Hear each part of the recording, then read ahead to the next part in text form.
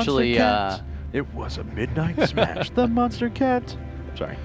Alo, Alex Lowry. He had some mean playlists. If you guys like Monster Cat, I mean, his music actually wasn't Monster Cat at all, but it was like that kind of genre, you know? It was grooving. I was listening to it last night. I haven't been on a long ladder spree in a long time, but did like 40, 45 games last night. How'd they go? I actually got myself into top 8 Masters for the first time ever, legitimately. Congratulations. Like, thank you. Congratulations. That's awesome. Like, made it in like the beginning of seasons, you know, when it's kind of like everybody's just getting in, so it doesn't really count. But now we're well into the season, and so pretty good. There you go, guys. Kibbles, top 8 Masters, shooting for Grandmaster next season. Hoping for it. That'd be nice. I need to learn some cheese. We'll see. None of these guys looking like they're going to be doing any cheesy plays, though. Things looking pretty standard. In the top right-hand corner, from Team compLexity, the red Terran player. I think I already said that. It is the Beating Heart. That's right. His opponent in the bottom right-hand corner. Maybe a little more standard than Heart's style of play, seeing as his name is Classic. Okay.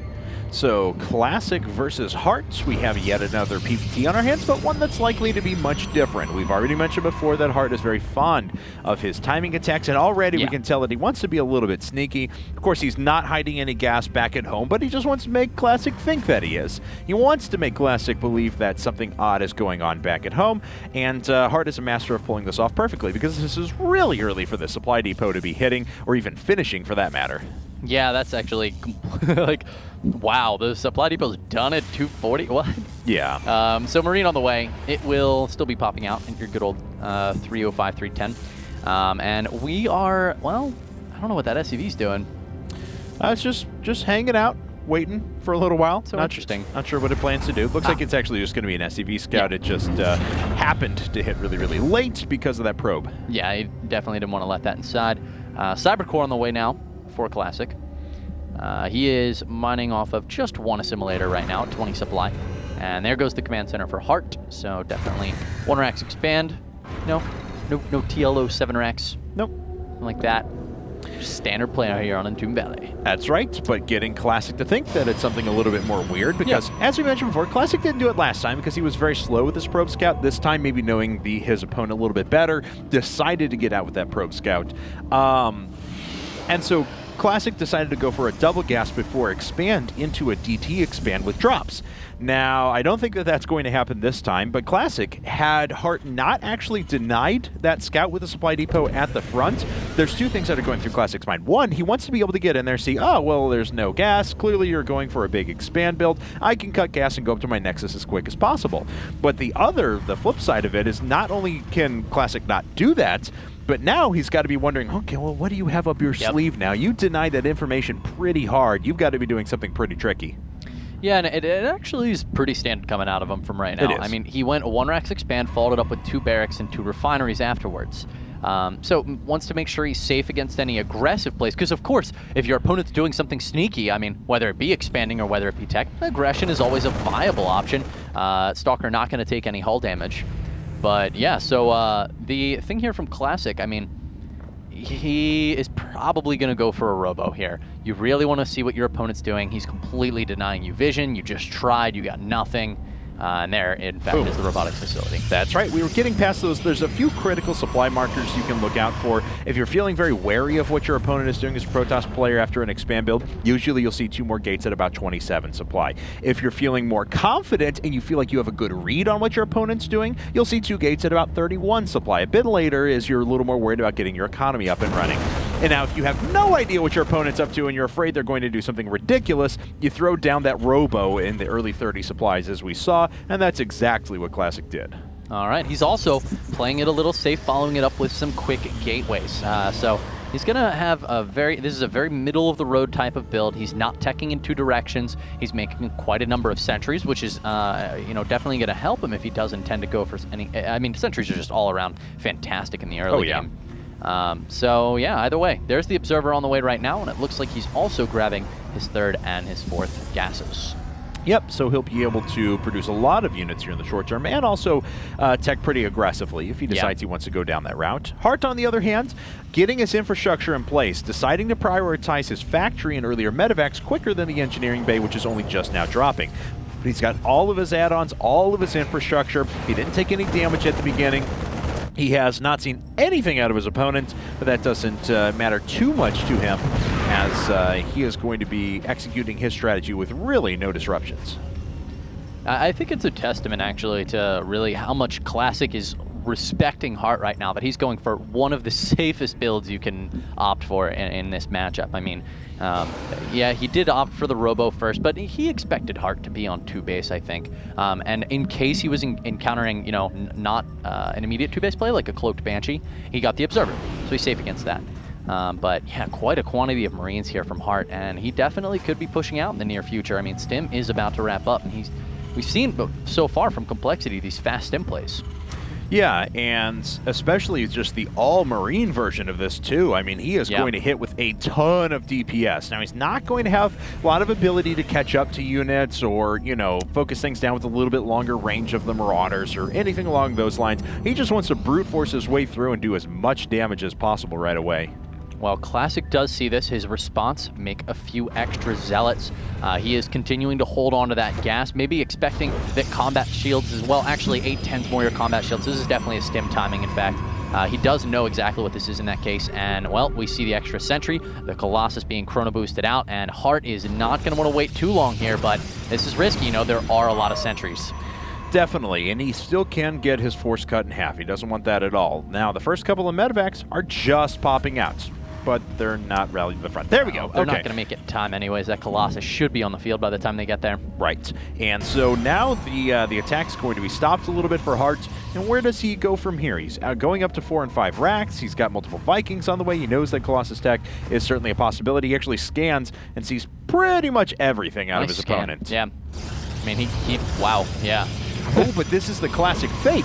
And not just Classic because it's Classic Prime. We see so many times players will put down a robotics facility or a robotics bay, go up to just one Colossus, and then completely switch gears into Charge Lot Archon. Beautiful force field placement. Hart actually gets everything cleaned up there, and now he's actually doing nothing but pumping out Vikings at exactly the moment when Classic is going to switch into Templar, Charge Lots, and Archons. I mean, so now we've got really two things in Classic's favor here. One, he just roasted everything that, I mean, he may have lost a Zealot, and now he's looking at an opponent who is going to be completely overreacting to his production of Colossus, as you were pointing out, Kevin. So Classic is poised to be in a fantastic position here in a minute or two, and we'll see if he can do anything with it.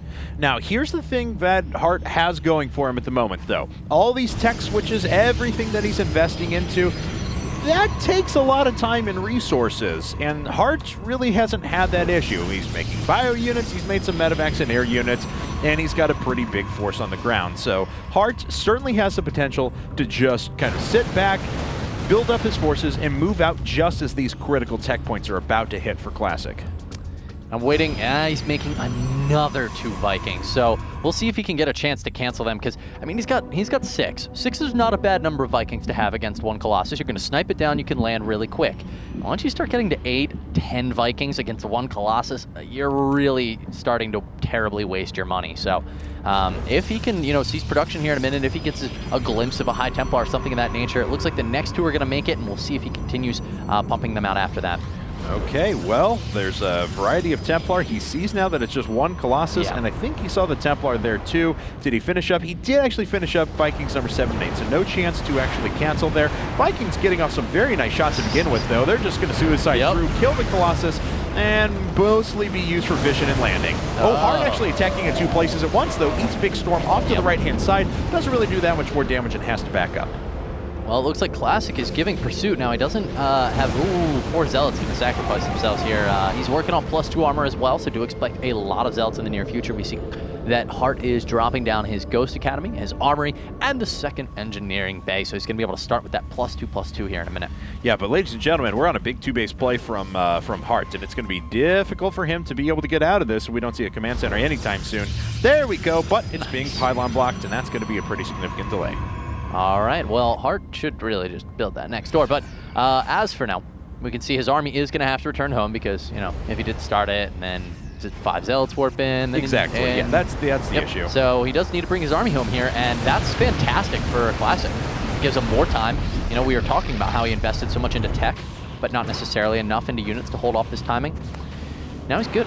And his third base is much, much faster than his opponent, so it gives him time to a little bit more securely take that and ensure that he's going to hold on to it. First couple of ghosts are just popping out now. This is a full stim from Hart, though. He wants to engage this, splitting up his forces so he doesn't take too much damage from the High Templar. Nice Storm actually hits some forces off to the right-hand side, but doesn't have a lot of sustained damage. Hart doing a magnificent job of actually bouncing out of those storms. Does he have enough units to go through the rest of the Zealots? Looks like he does, but reinforcements are starting to pop their way through. But it doesn't matter. Hart has enough sustain here with these medevacs that he pushes everything back, and that was a brilliant engagement for Hart. Oh, it was. His splitting was so good. I mean, the storms out of Classic were still like absolutely fantastic. Even with the splitting, he got a lot of damage in. But yeah, Hart with phenomenal splits there. We'll see. I mean, he's reinforcing across the map, so he's really going to try to push this envelope. And I mean, it's definitely a risky maneuver, but he may be able to make it work. Well, now he's got Ghosts. They have EMP, sending him to the front so we can try and make sure that he lessens the, well, really all of these. I mean, the Zealots and Archons are going to be his priority. I didn't even think that there were more High Templar out there, so they actually are joining. These are the ones that were in defense over at this natural. Now they have to be brought into the army, and if he lands an EMP on those, there's very little that's actually going to stand in his way. Yeah, this actually, a lot of this is EMP versus Storm. I mean, if a 6 Storm lands, it can be as much as over, but you know, this is a very dedicated engagement out of Hart. Huge Storm on the army, but he is going to manage to fall back before taking too much damage there. Really clever attempt by Hart to actually drop down this factory and try and close off that path for a little while to give his range units a bit better engagement. Didn't work out all that well. The Ghosts are actually being picked off one by one, but there's not enough Zealots to catch up, and those Zealots only have +2 armor, and that is it. Hart, surprisingly himself, just on 1-1, so both players a bit behind in the upgrade game, but neither of these guys, I think, are quite where they want to be as far as upgrades are concerned.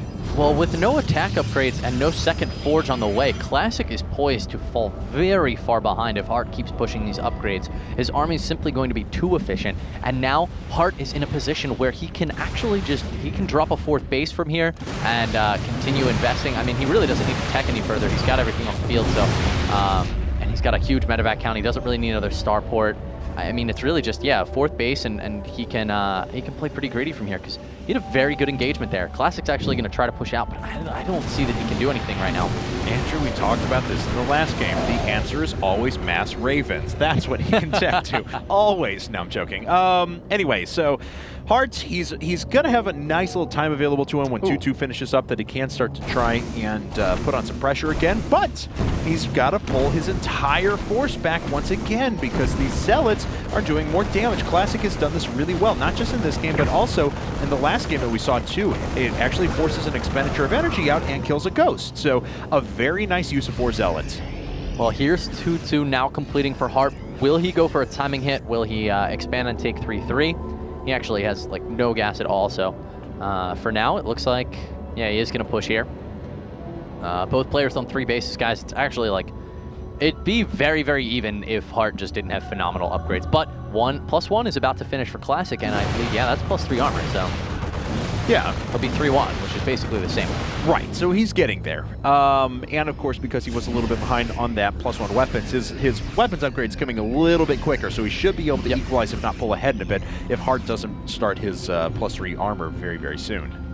Yeah, I actually never saw that second forge go down, but that was very important for Classic so that he could catch up in that regard, because, I mean, if you just have armor upgrades, if you're 0-3 and your opponent's 3-3, that's a very tough fight to win. Yes, it is, and it's also tough to fight when everything gets sniped out. So Templar for a Ghost there, but the Ghost was also able to land an EMP over a lot of forces here. Nice job trying to come from around the side. One more Ghost gets picked off, EMP's expended, and the forces didn't really connect there. So not the best use of EMPs in the back, but it gives his army position here up on the ramp and forces the units back from Classic. There's not much he can do about this. He's got to funnel everything through a tiny little choke point, and that's when Hart decides to move up and launch more EMPs around the back, limiting those Zealots while he ravages the space around the 3rd. That is a brilliant maneuver there from Hart to actually split those forces up.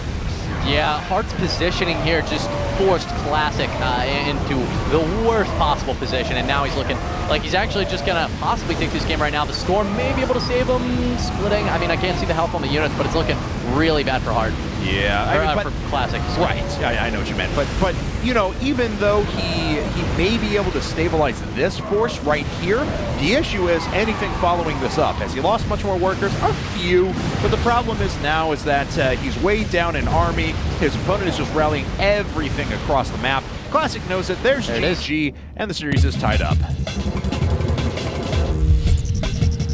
Ryan Zang TV. Yeah. Yeah, that was one of the spectators. Oh, yes. I mentioned it to you earlier. I was on the Prime website. Yeah. Their like clothing line. Yeah, I love when the Prime players actually like model for those every once in a while, though, because Marine King always looks so cute with his new fashions on. He's like right on the front page, actually. Yeah, looking pretty styling. Speaking of cute players, we have the cutest little Terran ever coming in next for Prime. It's going to be Maru, the guy who was the youngest Code S player, and he actually came out to IPL 4. It was his first time in America. And he came to Vegas first, which I thought was amusing. So his first experience in America is a casino in Vegas. He probably loved it, adored it. Yeah. You like that I used that word there, I know. I know, Kevin. It's all right. You don't have to admit it on stream. I appreciate all words. But, I'm a wordsmith. Yeah, Maru's actually, like, he's really nasty in team, any team matches. I mean, you take a look, KSL, he, was it Startail? I think he all-killed Startail. Yeah. Wasn't that the one where he all-killed him like 6-0 because they were best of 11 or something like that? I believe don't so. remember. Okay. It was like 8 months ago. Yeah, I'm almost positive that's what it was, but yeah, I remember exactly what you're talking about. Yeah, he's a monster. So he's going to be going up against Hart, guys. We're going to cut to a quick break, but before we do, let us remind you, you could score yourself some VIP tickets. You should do that. And there's a commercial break coming up, so you should go do that. Yeah. The website, it should be up over my head in like 3 seconds. It's IGN.com/IPL giveaways.